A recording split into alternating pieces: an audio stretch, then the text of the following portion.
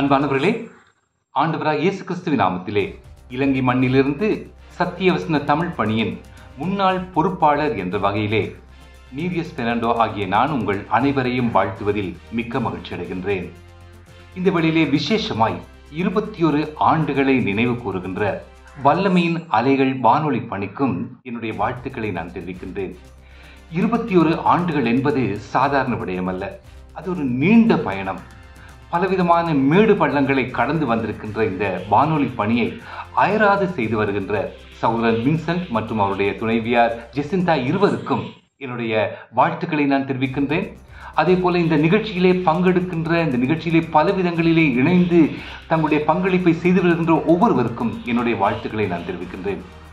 அருமையானவர்களே, சத்தியவசன வானொலி பணிக்கும் இந்த வல்லமையின் அலைகள் வானொலி பணிக்கும் ஒரு நெருங்கிய தொடர்பும் ஒரு ஒற்றுமையும் இருப்பதை நான் பார்க்கின்றேன்.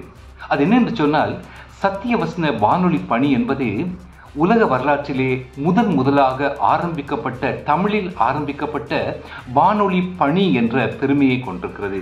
அதே போல வல்லமையின் அலைகள் என்று சொல்லும் பொழுது அது இணைய வழியாக ஆரம்பிக்கப்பட்ட, அதுவும் நேரடி தமிழ் நிகழ்ச்சி என்ற பெருமையை கொண்டிருக்கிறது.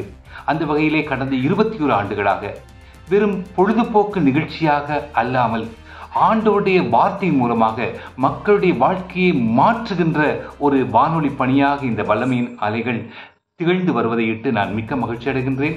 தொடர்ந்து இன்னும் அநேக ஆண்டுகள் இந்த பணியினூடாக அநேக ஆத்துமாக்கள் ஆதாயப்படுத்தப்பட வேண்டும், அவர்கள் ஆசீர்வதிக்கப்பட வேண்டும் என்று நான் வாழ்த்துகின்றேன்.